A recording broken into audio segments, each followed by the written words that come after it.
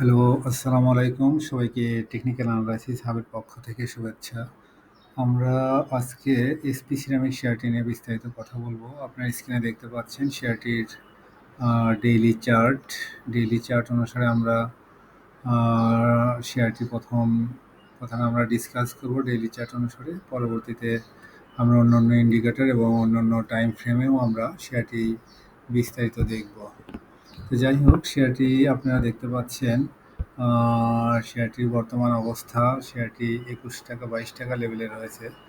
তো যাই হোক, শেয়ারটি আমরা যদি খুব ক্লোজ করে দেখি, তাহলে দেখতে পাচ্ছি শেয়ারটি কিন্তু এই লেভেলে সাপোর্ট নেয়, অর্থাৎ ২০ টাকা ৫০ পয়সা লেভেলের সাপোর্ট নিয়েই কিন্তু সে আবার উপরের দিকে যাচ্ছে। তো এই ক্ষেত্রে আমরা শর্ট টার্ম যদি একটা ডাউন ট্রেন্ডের চ্যানেল ড্র করি, আমরা দেখতে পাচ্ছি যে সে মোটামুটি ডাউন ট্রেন্ডের এই চ্যানেল ব্রেক করে কিন্তু উপরে অবস্থান করছে, আপনারা দেখতে পাচ্ছেন। আহ, এখন ফাইনালি তার সামনে রয়েছে ছোট ছোট রেজিস্ট্যান্স। আমরা দেখতে পাচ্ছি এখানে অলমোস্ট ২৩ টাকা এবং ফাইনালি ২৩ টাকা ৮০ পয়সা লেভেলে তার রেজিস্ট্যান্স রয়েছে। যাই হোক, এগুলো খুবই শর্ট টার্ম রেজিস্ট্যান্স, এগুলো হয়তো ব্রেক করবে। আমরা যদি লং টার্ম ফ্রেমে যদি আমরা দেখি, তাহলে শেয়ারটি কিন্তু মোটামুটি এই লেভেল পর্যন্ত ৩০ টাকা লেভেল পর্যন্ত কিন্তু যাওয়ার চান্স রয়েছে। আর এরপরে আমরা যদি সবচেয়ে ইম্পর্ট্যান্ট যে ইস্যুটা নিয়ে আজকে ডিসকাস করব, এসপি সিরামিকের সম্ভাবনার জায়গাটা যদি আমরা বলি, আমরা এই গ্রাফটাকে ক্লোজ করে যদি এর আগে দিকে দেখি, আমরা যদি এখানে দেখি শেয়ারটি ২০২০ সালে অলমোস্ট ৯ টাকা ১০ টাকা লেভেল থেকে কিন্তু বড় ধরনের প্রাইস মুভমেন্ট দিয়ে অলমোস্ট ৪৫ টাকা উঠে যায়। তো সেক্ষেত্রে আমরা দেখতে পাচ্ছি যে এখানে দুইটা ইএমএ ক্রস ওভার হয়।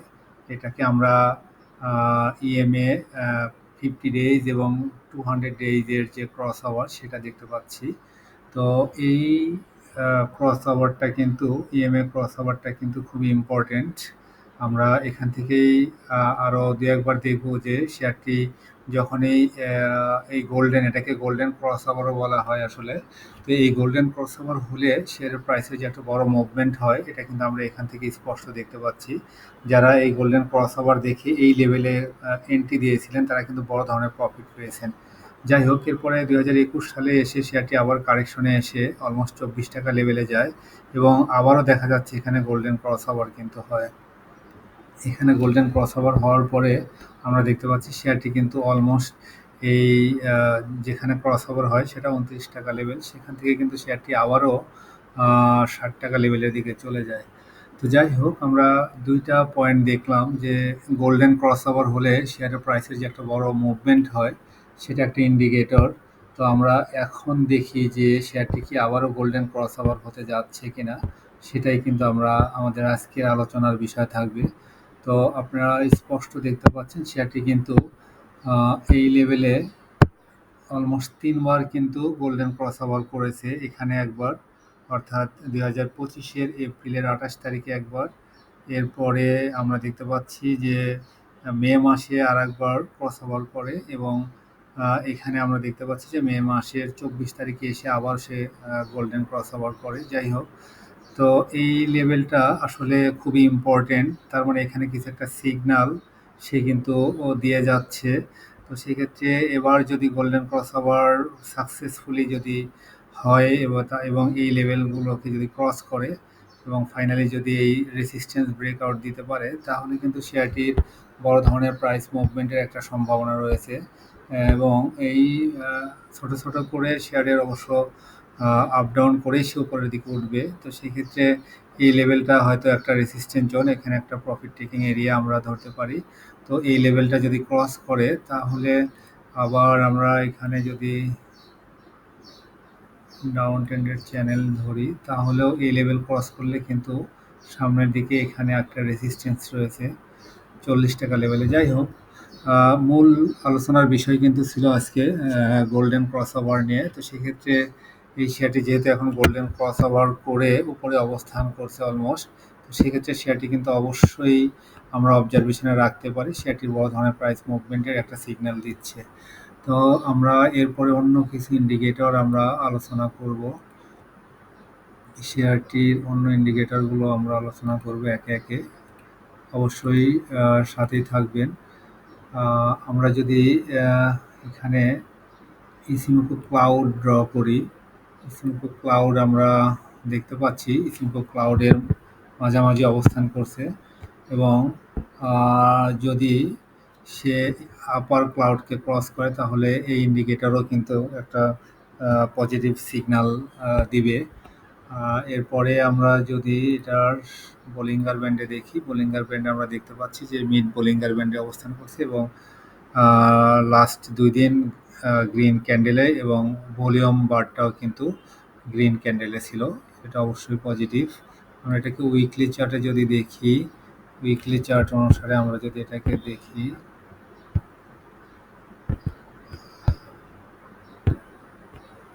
উইকলিতে সবচেয়ে ইম্পর্টেন্ট একটা পয়েন্ট আমরা দেখতে পাচ্ছি, সেটা হলো লাস্ট কিছুদিন কিন্তু শেয়ারের ভলিউম খুবই ড্রাই হয়ে আছে। আমরা এই লেভেল থেকে যখন প্রাইস মুভমেন্ট হয় ১১ টাকা থেকে অলমোস্ট ৩০ টাকা লেভেলে চলে যায়, অর্থাৎ শেয়ারটি কিন্তু প্রায় ৩ গুণ বেড়ে যায়। অর্থাৎ আমরা দেখতে পাচ্ছি যে ২০২৫-এর ফেব্রুয়ারি থেকে শেয়ারটির কিন্তু একটা বড় প্রাইস মুভমেন্ট হয় এবং অলমোস্ট ৩ গুণ হয়ে যায়। এরপরে কারেকশন ফেজে এসে শেয়ারটি দেখতে পাচ্ছি এখানে যখন প্রাইস মুভ করে তখন যে পরিমাণ ভলিউমে প্রাইস মুভমেন্ট হয়, কারেকশন ফেজে কিন্তু ঠিক সেই লেভেলে ভলিউম আমরা দেখতে পাচ্ছি না। তো যাই হোক, আবার যদি ভলিউম বাড়ে তাহলে কিন্তু শেয়ারটির একটা প্রাইস মুভমেন্ট হবে আশা করা যায়। এটা উইকলি চার্ট। এরপরে মান্থলি চার্টটা দেখে আসি। মান্থলি চার্টের অবস্থান, মান্থলি চার্টে আমরা দেখতে পাচ্ছি যে আসলে লাস্ট 2 মান্থ কিন্তু মোটামুটি একটা সেল প্রেশার ছিল। তো সেক্ষেত্রে এই মাসে মার্কেট যদি ভালো থাকে এবং বাই প্রেশার আসে তাহলে হয়তো এই লেভেলগুলোকে ক্রস করে যেতে পারে। আচ্ছা, এরপরে আমরা দেখব হলো, আমরা যদি ম্যাকডিটা দেখি, ম্যাকডি ডেইলি চার্টে আপনারা দেখতে পাচ্ছেন ম্যাকডি লাইন এবং সিগন্যাল লাইন দুইটাই কিন্তু জিরো লাইনের খুবই কাছাকাছি। এখানে সিগন্যাল লাইন কিন্তু ক্রস করেছে ম্যাকডি লাইনকে এবং হিস্টোগ্রামগুলো পজিটিভলি ক্রিয়েট করছে। এবং এটা যদি উইকলি চার্টে দেখি, উইকলি চার্ট অনুসারে দেখতে পাচ্ছি যে হিস্টোগ্রামগুলো এখনও জিরো লাইনের উপরে অবস্থান করছে। তবে এটা প্রাইসের যে বর্তমান মুভমেন্ট সেটা যেহেতু খুবই স্লো, সেই কারণেই কিন্তু হিস্টোগ্রামগুলো অনেক ছোট হয়ে আসছে। তো এখন দেখার বিষয় নেক্সট প্রাইস মুভমেন্ট কেমন হয়। এখন এরপরে আমরা যদি দেখি আরএসআইটা দেখে আসি। আরএসআই আমরা এখান থেকেই দেখতে পাচ্ছি তার লোয়েস্ট পয়েন্ট 34, এখান থেকে সাপোর্ট নিয়ে এই লেভেলে উঠে যায়। রেসিস্ট্যান্স লেভেলকে সে বাধা পেয়ে আবার কারেকশনে যায়, কারেকশন থেকে আবার ইউটার্ন নিয়েছে। যাই হোক, আরএসআই বর্তমানে 51 লেভেলে রয়েছে, সেটা খুবই স্ট্যান্ডার্ড একটা লেভেল। এরপরে আমরা যদি দেখি আরও কিছু ইন্ডিকেটর আমরা দেখব ওবিবিটা দেখে আসি। ওবিবি খুবই স্ট্রং, আপনারা দেখতে পাচ্ছেন ডেইলি চার্টে ওবিবির যে মুভমেন্ট, ওবিবি এখান থেকে যদি আমরা দেখি পুরোপুরি আপ ট্রেন্ডে রয়েছে। এটা খুবই স্ট্রং একটা ইন্ডিকেটর, যেটা প্রাইস এবং ভলিউম মুভমেন্ট যদি একসঙ্গে হয় তাহলে ওবিবি পজিটিভ হয়। সেক্ষেত্রে আমরা দেখতে পাচ্ছি ওবিবি কিন্তু একটা ভালো একটা ট্রেন্ড মেনটেন করে উপরের দিকে যাচ্ছে। এটা ইন্ডিকেটর অনুসারে এটা পজিটিভ। এরপরে আমরা যদি মানি ফ্লোটা দেখি, মানি ফ্লোটা দেখতে পাচ্ছেন 70 লেভেলে মানি ফ্লো খুবই স্ট্রং। মানি ফ্লোটাও আমরা দেখতে পাচ্ছি আপ ট্রেন্ডে রয়েছে। আমরা যদি এখান থেকে দেখি মানি ফ্লো এই লেভেলে আপ ট্রেন্ডে রয়েছে। মানি ফ্লো অনুসারেও শেয়ারটির এখানে নতুন বা স্মার্ট মানি সেটার কিন্তু এঙ্গেজমেন্ট এখানে রয়েছে। এরপরে আমরা আরও কিছু বিষয় যদি দেখে আসি, মুভিং অ্যাভারেজ।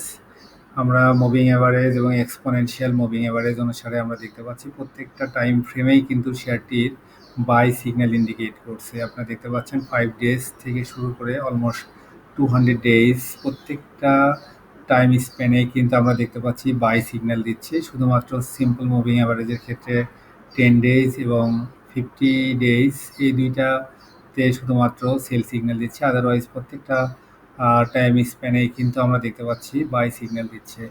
যাই হোক, এই মুভিং অ্যাভারেজ বা এক্সপোনেনশিয়াল মুভিং অ্যাভারেজ অনুসারেও শেয়ারটি কিন্তু ভালো পজিশনে রয়েছে। যাই হোক, সর্বোপরি শেয়ারটির যদি আপডেট বলি, শেয়ারটি কিন্তু ভালো করার যথেষ্ট চান্স রয়েছে। তাছাড়াও একটা গুজব রয়েছে শেয়ারটির মালিকানা চেঞ্জ হতে পারে। সেক্ষেত্রে শেয়ারটি কিন্তু ভালো হতে পারে যদি মালিকানা চেঞ্জের এই নিউজটা সঠিক হয়। এছাড়া আমরা যদি কিছু ফান্ডামেন্টাল বিষয় দেখে আসি, আমরা শুধু ইপিএস এবং ন্যাপটা দেখব। আমরা দেখতে পাচ্ছি শেয়ারটি কিন্তু লাস্ট কয়েক বছরে ইপিএসের একটা ভালো গ্রোথ আমরা দেখতে পাচ্ছি। যদিও 2024-এ ইপিএসের কিছুটা ডিক্লাইন করে ইপিএস, বাট শেয়ারটি লাস্ট 4-5 বছরে কিন্তু ইপিএসের গ্রোথ মোটামুটি ভালো ছিল। আমরা যদি ন্যাব দেখে আসি, শেয়ারটির ন্যাব অলমোস্ট 30 টাকা। তার মানে শেয়ারটি এখনও কিন্তু ন্যাবের নিচে অবস্থান করছে এবং শেয়ারটি বি ক্যাটাগরিতে অবস্থান করছে। এরপরে যাই হোক, আর আমরা ডিভিডেন্ড যদি দেখি, ডিভিডেন্ড বিচারে শেয়ারটি খুবই পোর ডিভিডেন্ড দিয়ে থাকে। আমরা জানি যে সালমান এফ রহমানের এই শেয়ারটি নিয়ে অনেক সমালোচনা রয়েছে যে শেয়ারটি এক্সপোর্টের ক্ষেত্রে প্রত্যেক বছরই প্রায় গোল্ড মেডেল পেলেও শেয়ারটির ডিভিডেন্ড দেওয়ার ক্ষেত্রে কিন্তু খুবই কার্পণ্যতা করা হয়। তো যাই হোক, এই শেয়ারটির এই ছিল বর্তমান অবস্থা। আমরা শেয়ার হোল্ডিং নিয়ে যদি দেখি, শেয়ার হোল্ডিংয়ের তেমন পরিবর্তন নাই। যাই হোক, এই ছিল এই শেয়ারটির আপডেট। যাই হোক, শেয়ারটি অবশ্যই অবজারভেশনে রাখতে পারেন। আজকে এ পর্যন্তই। সবাইকে শুভকামনা থাকলো। আর সবাই জেনেও বুঝে বিনিয়োগ করবেন। এটা শুধুমাত্র অ্যাকচুয়ালি গ্রাফ বা প্রাইস মুভমেন্টকে বিচার করেই আসলে এই আলোচনা। তো সেই ক্ষেত্রে অবশ্যই সবাই জেনে বুঝে বিনিয়োগ করবেন। নিজের দায়িত্ব নিয়েই অবশ্যই শেয়ার বাই সেল করবেন। সবার জন্য শুভকামনা থাকলো। আর আমার চ্যানেলটি অবশ্যই সাবস্ক্রাইব করবেন এবং লাইক ও কমেন্টস করে পাশে থাকবেন। সবার জন্য শুভকামনা থাকলো। আসসালামু আলাইকুম।